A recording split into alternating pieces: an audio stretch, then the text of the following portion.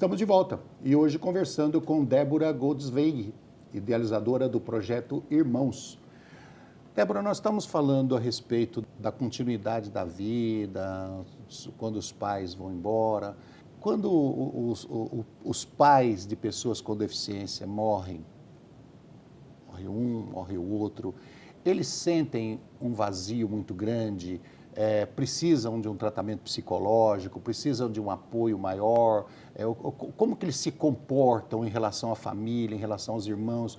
Eles acham que foi embora tudo na vida e que eles estão sozinhos no mundo? Como é que é essa passagem deles? Olha, Roberto, eu acho que primeiro assim, independente se é deficiência física ou qualquer outro tipo de deficiência, né, em paralelo com a intelectual, que tem um outro tipo de entendimento dessa situação. Eu acho que trabalhar o conceito de morte é uma coisa importante desde criança, né? Então, desde a perda de um peixe, de um cachorro, algum animal, é importante falar sobre essas perdas, né? Tem muitos casos que se poupa levar no velório, no enterro, não se fala no assunto, muitas vezes não sabe lidar. Então, eu acho que isso vem desde sempre.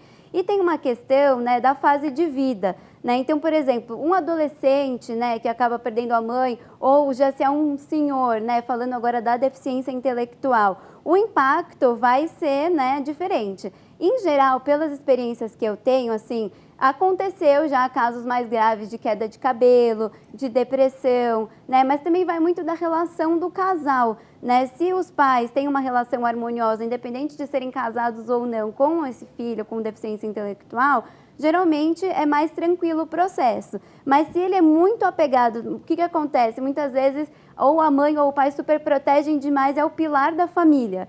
E aí, quando perde aquela figura, a pessoa se desestabiliza. Por isso que é tão importante, né, a independência e a autonomia. Né? Agora, me diga uma coisa, eu acho que mentir, minha opinião, eu acho que mentir não é válido. Então esse negócio, não vou levar no enterro, não vou contar que o pai morreu e fica enganando, o papai foi viajar. Qual é a sua opinião em relação a isso? Eu acho, a minha opinião é a seguinte, é a verdade. Sim. Pode ser contornada, porque a verdade você pode dizer de diversas formas. Você pode falar tudo para uma pessoa, quer dizer, usando formas boas ou não. Claro. Então, eu acho que a verdade é sempre mais importante. Você acha que tem que ser assim ou pode enganar aquela pessoa com deficiência a vida inteira?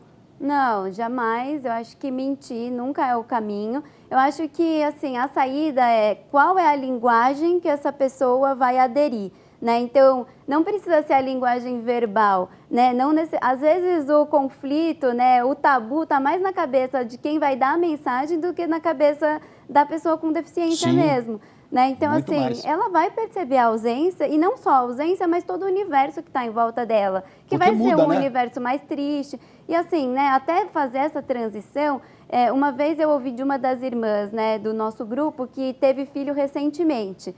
E o irmão dela é super independente, ele dá palestras, mas a mãe vive por conta dele. E ela falou, quando a minha mãe faltar, quando ela não estiver mais aqui, eu vou fazer as coisas diferentes com o meu irmão. Eu não vou poder dar toda a atenção e viver em função do meu irmão como minha mãe vive, mas ele vai ser feliz comigo e vai entender que vai ser um novo universo, né? Então, assim, se a linguagem da pessoa é um desenho, é uma música, eu acho que é respeitar um pouco esse espaço, né? Essa angústia. Todo mundo tem o tipo de angústia, aquele momento do luto, e isso precisa ser dito e respeitado e vivido, né? De qualquer forma. Porque não tem jeito, né? É natural da vida, né? Sim. O Projeto Irmãos, ele tem sede própria? Não, a gente trabalha mais no online mesmo, né? Até a pandemia acabou valorizando um pouco isso. Então, a gente faz os encontros em locais variados e hoje em dia a gente está fazendo mais webinars, enfim, encontros fechados só com irmãos ou também lives, né, no Facebook, enfim. Qual a importância que você acha desse compartilhamento de vida entre as pessoas e principalmente aqueles mais velhos? Qual a importância disso? É notável. Muda o comportamento dos irmãos? Muda o comportamento dos irmãos, da família, dos professores, da família estendida. Assim, é um impacto gigantesco e muito rápido. No Projeto Irmãos tem vários casos de pessoas que mudaram de rumo profissional porque esse autodescobrimento levou a se enxergar, né, e procurar outras vias. Então, pessoas que deixaram de trabalhar em empresas para virar coaching, professor de dança, enfim. E é muito legal essa troca, Então, você né? tem esses casos no projeto? Tenho esses casos no lindo. projeto. E casos assim, às vezes o irmão tá sem saída, nossa, meu irmão tá querendo achar uma namorada, não consegue de jeito nenhum. Pô, vamos falar sobre isso, né? Vamos escutar sobre isso. Às vezes o fórum de WhatsApp, que é onde a gente mais se comunica, tem muita gente que fica quieto e de repente vai lá e solta alguma coisa porque numa conversa de um mês passado aquilo ficou processando, digerindo e ajudou. E assim, vários pais vêm falar comigo, né? Professores também vêm procurar, porque assim, é um assunto que ainda precisa ser muito trabalhado, a questão da relação de irmãos. Que o irmão, ele é um advocacy, ele faz esse papel de advocacy e de impulsionador. Tanto que a gente se denomina embaixador da inclusão, né? Porque a gente faz esse papel mesmo de inserção na sociedade, né? De enxergar a questão da acessibilidade, até de trabalhar como um agente político, a gente pode falar, intencionalmente ou não, como a relação não é tão protecionista como de pai e mãe, então a gente tem esse papel mesmo de impulsor, né? Então a rede que se mobiliza por conta do projeto e por conta das trocas é gigantesca. Então, quando vocês vão fazer uma reunião online, né? Você não tem uma pauta fechada, a pessoa vai ali, o primeiro que fala joga um problema dele e todo mundo discute e eles vão jogando os problemas e vão se discutindo ou tem a pauta? Existem as duas coisas. Tem vezes que a gente faz encontros Você abertos. começa a pauta, mas aí o outro começa chorando lá, eu preciso falar. Assim, quando são encontros entre irmãos, né, é claro que a sensibilidade está sempre aflorada e a gente sempre faz uma coisa. Quando a gente estava mais podendo se encontrar fisicamente, sempre tinha uma questão de imersão, até uma pequena meditação, alguma coisa para colocar todo mundo em sintonia, porque você, né, tá expondo ali. Tanto que a gente até brinca, ó, vai sair do grupo de WhatsApp, cansou? Não tem problema, mas pelo menos dá uma despedida, porque você deixa um pouco de si e leva muito dos outros, né? Então é um espaço de respeito.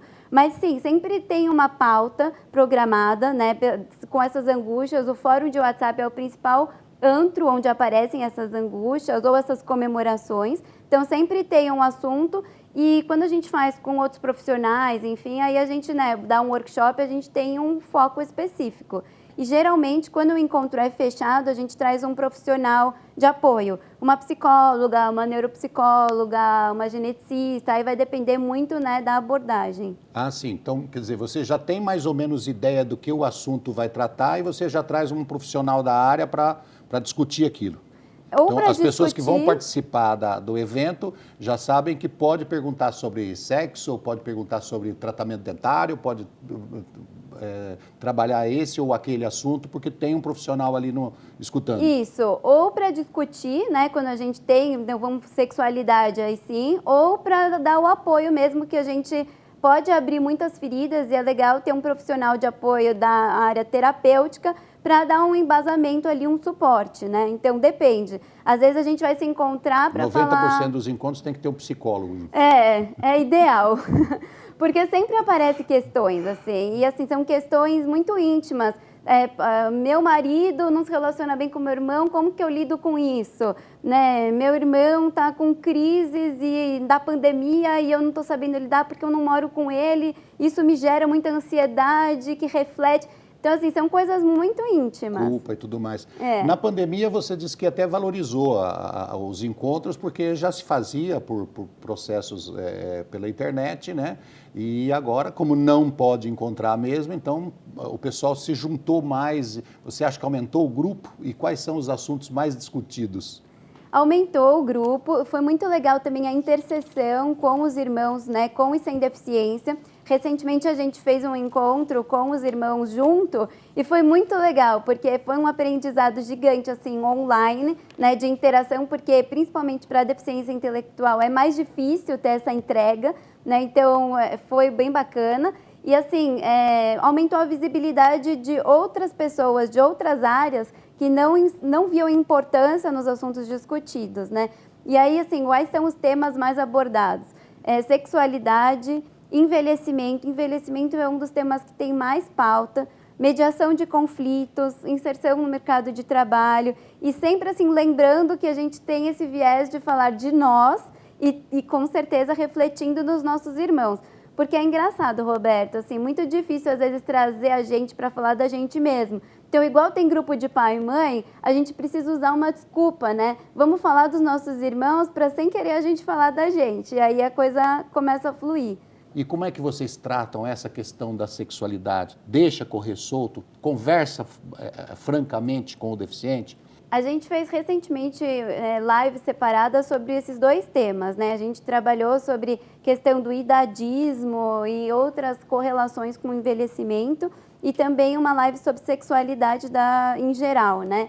E assim, o envelhecimento a gente tem tratado muito porque tem vários casos, né, de pessoas com 50, 60 anos com deficiência que já moram com os irmãos, como eu comentei, e que são trazidas assim experiências que a gente, pessoas mais novas, podem trabalhar no hoje para evitar que algumas coisas repitam, né? Então, convivência diária, ter esse momento de passeio, ter um momento de diálogo. Assim, tem aquela frase do Alberto Caeiro, para ser grande, ser inteiro. Né? Então, eu acho que assim, é importante ter tempos de qualidade. Isso é tanto de pais, né, com os seus filhos e de irmão para irmão. Isso vai impactar no envelhecimento saudável. E eu acho que se informar é muito importante. Então, existe o envelhecimento precoce, né, principalmente na deficiência intelectual? Existe.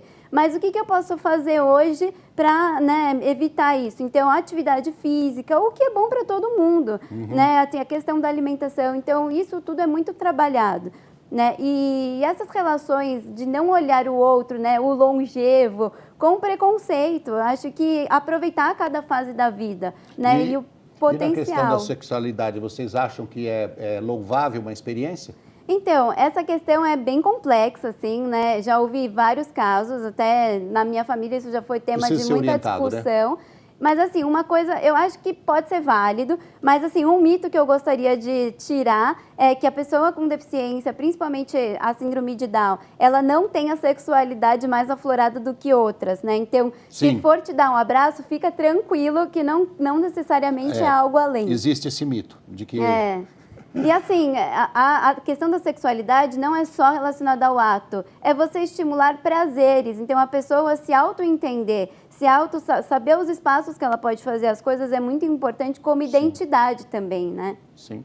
Débora, para o pessoal entrar nesse projeto Irmãos, como é que faz? Tem um site que você, o pessoal entra lá e começa a participar? Como é que é? Um telefone? Você pode entrar pelo Facebook mesmo e mandar a mensagem no Projeto Irmãos, ou me mandar um WhatsApp no 996702771.